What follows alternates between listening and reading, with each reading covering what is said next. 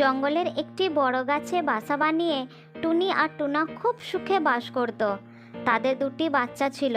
তাদের মধ্যে একজনের অসময়ে মৃত্যু হয়ে গিয়েছিল, আর যে বাচ্চাটি বেঁচে ছিল তার নাম ছিল রাজু। সে এখনো উড়তে শেখেনি। আমার সোনা, তুমি বাসাতেই বসে থাকো। বাইরের দুনিয়া খুব ভয়ঙ্কর। যখন তুমি উড়তে শিখে যাবে তখন আমি তোমাকে বাইরে নিয়ে যাব। বাইরে নিয়ে যাবার আগে আমি তোমাকে খাবার খুঁজতে এবং উড়তে শিখিয়ে দেব। একদিন রাজুর মা খুব অসুস্থ হয়ে পড়ে। সে ভালোভাবে নড়াচড়াও করতে পারছিল না, আর ছোট্ট রাজুর চিন্তায় খুব কষ্ট পাচ্ছিল। রাজু, তুমি এখনো কিছু খাওনি। আমি এ সময় বাইরেও যেতে পারছি না। জানি না তোমার বাবা এই সময় কোথায় গেছেন। তোমার জন্য আমার খুব চিন্তা হচ্ছে বাবা। মা, আমার জন্য চিন্তা করো না, শুধু তুমি ঠিক হয়ে যাও। আমি তোমার জন্য খাবার ব্যবস্থা করছি। বাবা রাজু, আমার একদম খিদে নেই। ময়না বোনকে বলে দেব, সে তোমার জন্য কিছু খাবার ব্যবস্থা করে দেবে। মা, আমাদের জন্য বাবার কোনো চিন্তা নেই, তাই না? তিনি কোথায় গেছেন জানি না। তার যদি আমাদের জন্য চিন্তা হতো তাহলে এই সময় আমাদের পাশে থাকতো। তুমি দুঃখ পেও না। ঠিক সেই সময় ময়না সেদিকেই উড়ে যাচ্ছিল। টুনি তাকে তার কাছে ডেকে নেয়। ময়না বোন, আমার শরীর খুব অসুস্থ, ভীষণ জ্বর রয়েছে। রাজু কাল থেকে কোনো খাবার খায়নি। একে কিছু খাবার দাও না, আমার খিদে নেই। ঠিক আছে বোন, আমি কিছু ওষুধ আর খাবার নিয়ে আসছি। কিছুক্ষণ পর ময়না ওষুধ আর কিছু খাবার নিয়ে সেখানে এসে যায়। টুনি বোন, আমি তোমার জন্য ওষুধ নিয়ে এসেছি। আমি রাজুকে খাইয়ে দিচ্ছি। তুমিও কিছু খাবার খেয়ে ওষুধ খেয়ে নাও। মাসি, মা ঘুমিয়ে পড়েছে। সারা রাত্রি জেগেছিল। মাকে এখন ঘুমোতে দাও। যখন ঘুম ভাঙবে আমি কিছু খাবার খাইয়ে দেব আর ওষুধও দিয়ে দেব। টুনি দিনের বেলায় কখনো ঘুমায় না, হয়তো অসুস্থতার কারণে ঘুমিয়ে পড়েছে। তুমি তোমার মাকে কিছু খাইয়ে ওষুধটা অবশ্যই দেবে। তোমারও খিদে পেয়েছে, খেয়ে নাও। খাবার আর ওষুধের সমস্ত ব্যবস্থা করে ময়না সেখান থেকে চলে যায়। ময়নার চলে যাওয়ার পর রাজু সামান্য কিছু খাবার খায় আর বাকিটা রেখে দেয়। মা, আজ তোমার শরীর একদম ভালো নেই, সেই জন্য আমারও কিছু খেতে ইচ্ছা করছে না। এখন আমি সামান্য খাবার খাচ্ছি, বাকিটা তোমার সঙ্গেই খাবো।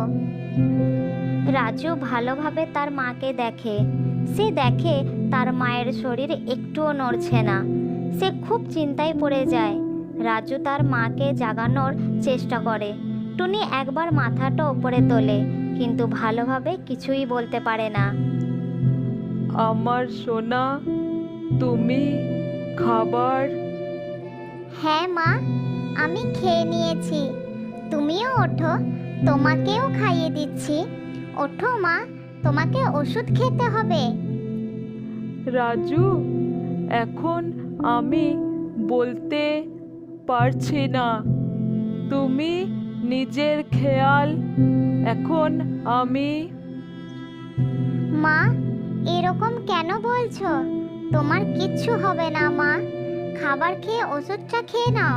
ওঠো মা, সাহস দেখাও। টুনি কোনো উত্তর দিতে পারে না। এখন সে চিরদিনের মতো তার চোখ বন্ধ করে নেয়।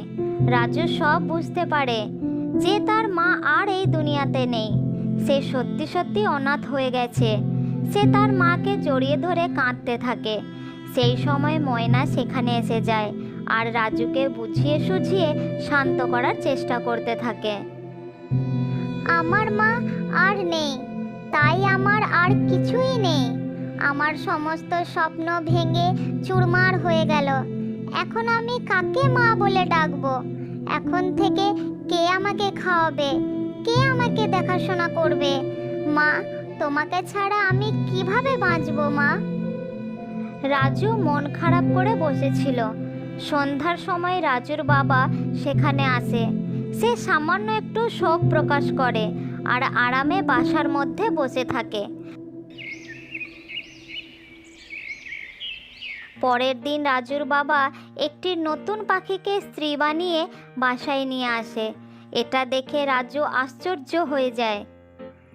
রাজু, এটা তোমার নতুন মা। আজ থেকে তোমাকে এই নতুন মায়ের কথা মতো কাজ করতে হবে। ঠিক আছে বাবা, নতুন মায়ের সমস্ত কথা মেনে চলবো। রাজু খুব দুঃখ পায়, কিন্তু সে আর কি বা করতে পারে। এইভাবেই 2 দিন পেরিয়ে যায়।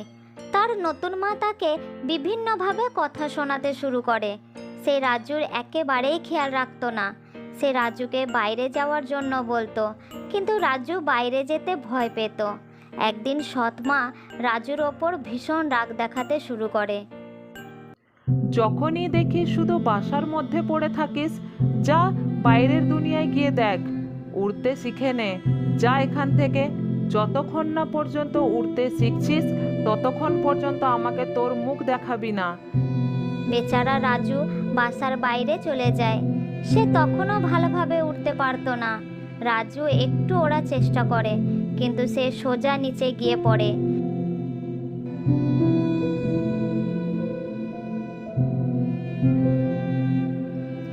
রাজু একটি গাছের নিচে চুপচাপ বসে থাকে। কিছুক্ষণ পর অন্ধকার হয়ে যায়। তার ভীষণ ভয় করতে শুরু করে। পাশেই কিছু পোকামাকড়ের আওয়াজ শোনা যাচ্ছিল। হে ভগবান, এখন আমি কি করব? কোথায় যাব? আরে, এখানে তো কোনো প্রাণীর চলাফেরার আওয়াজ পাচ্ছি।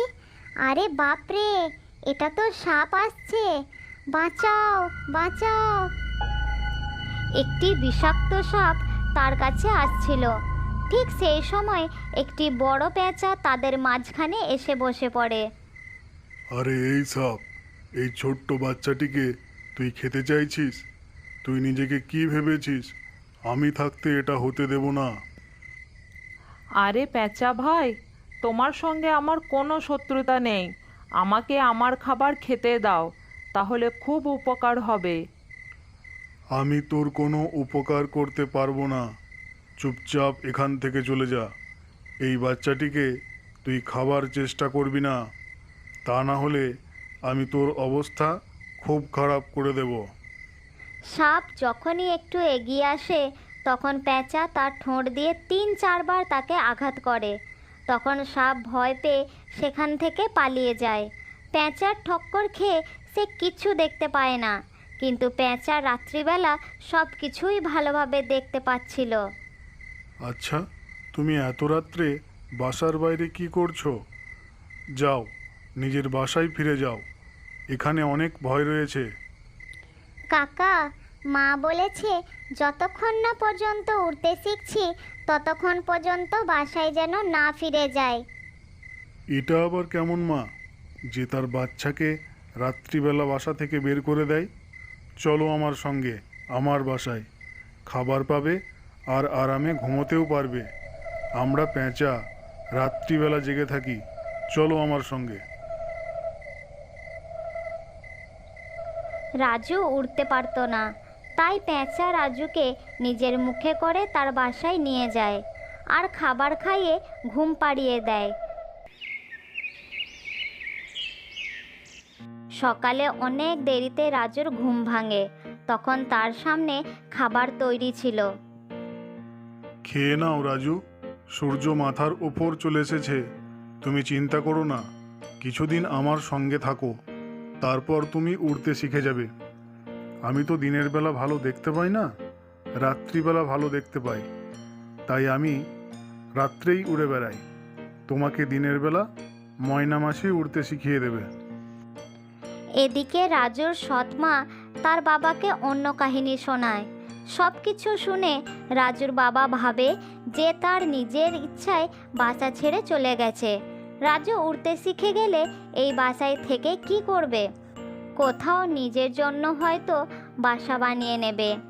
এদিকে ময়না মাসির কাছে রাজু উড়তে শিখে নেয়। 2 দিনের মধ্যেই সে ভালোভাবে উড়তে শিখে যায়।